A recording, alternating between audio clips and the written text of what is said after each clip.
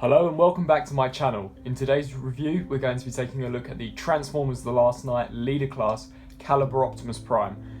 In this review, I will be doing a full comparison on the AD-31 Age of Extinction Optimus Prime compared to this Caliber Optimus Prime.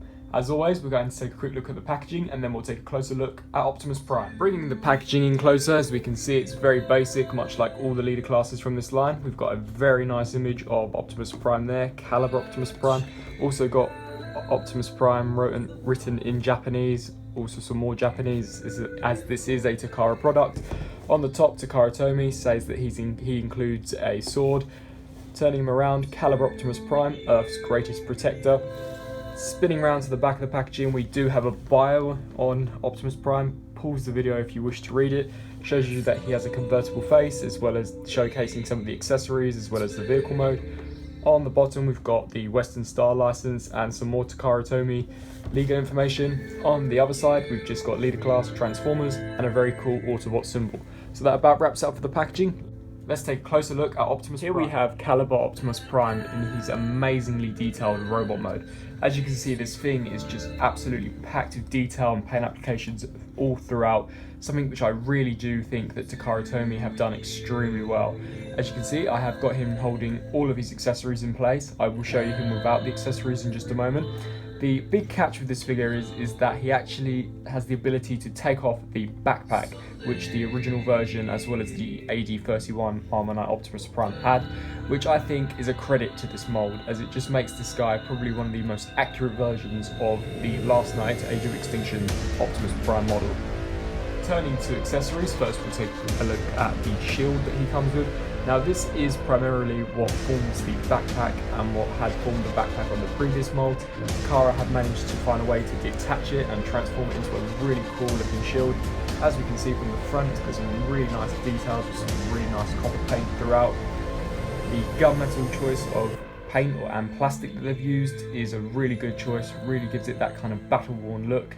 And it is also compatible with the Striker Optimus Prime, which I'll bring in just a sec.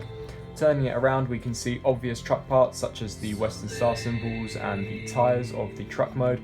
On the back we've got the tail lights, well on the side we've got the tail lights, and we can see here his gas canisters that are picked out in chrome, the Western Star logo, and the sides of the truck. So the fact that this actually is formed out of the backpack, I think it's really well. Now, as I mentioned, this is compatible with any Revenge of the Fallen Optimus Prime mold. Here I've got the Takara Striker Prime. Now as you can see, he does have a little metal rod here which will plug into a specifically designed port on the inside of the shield, you see there. And the connection joint is pretty fair, to tell the truth. It just simply clicks on like that. You may get some disassemblance, but after a while it will just peg on and you can have Striker Prime wielding the shield. And ironically enough, it does actually look like the shield that Optimus Prime used in Dark of the Moon. So this is definitely a very good accessory to place with this version of Optimus Prime. Another accessory that Caliber Prime comes with is this Energon sword. Now, yet again, this is more designed for this version of Optimus, as the Last Knight and AOE Prime never actually wields this. So as we can see, it's got some really cool paint applications, some very nice silver with an orange translucent plastic, really bringing out the sharper details all throughout. And there is a handle here which is compatible with the Revenge of the Fallen Optimus Prime or Dark of the Moon. You just simply slide it in and you can give it to your Dark of the Moon mold. A completely brand new accessory that this version of Optimus comes with is this battle axe. I think it's been done really well. As you can see on the top of the axe, it's got all different kinds of oranges and yellows mixed in with this silver paint application that kind of fades towards the end. Kind of gives it this like alive look, like it's hot. The handle is just completely blue. I perhaps would have liked some paint applications on the base. It can detach and you can swap them around if you so choose. However, I tend to just keep it like that. The final accessory he comes with is of course the Sword of Judgment. This for once has been picked out in accurate paint applications, with being the silver, the blue and the red, and I think it's done really well. So you can see all the paint applications on it are very precise and really do look like what we see on screen in both movies. Comparing this to the Age of Extinction Armoured Knight version, as we can see they are the exact same mould, however the paint applications on this version have been vastly improved. This was just an all orange translucent plastic with some blue and red, however this is mainly silver with a mix of blue and red. Really, really well done. All of the accessories that I have just shown you are able to store in robot mode, so turning him around we can see that we've got this very cool sheath at the back which can hold a majority of the weapons. Bringing in the axe, as you can see there are two little slots here that will plug into those two notches there. You simply just push and they will click in really well. The sword can slide straight into the sheath, so that can store on the back. The shield is a personal preference. You can plug it into the arm, the forearm, or if you want to, you can peg it into the back. However, Takara made this so that this could detach on the backpack. So why on earth you'd want it on the back, I don't know. You simply just plug it into his forearm and he can hold the weight really, really well. It's a very secure connection. The sword accessory is the only accessory that cannot store on the backpack when all of these are here. You can take the Temenos sword out and slide the blade in, however you cannot have all three swords and axes on the back at the same time. So what I tend to do is there is a small notch here. I just tend to plug this into his hand and have him wield it. Bringing this version of Optimus Prime in closer, as we can see he's got a very, very nicely painted face with some amazing moulding of the mouth and the lips. The blue eyes have been painted very, very well, and there are blue accents all throughout the helmet, which is really, really cool. There is a gimmick to this where you can flip it around and show the battle mask, which I'll show later on.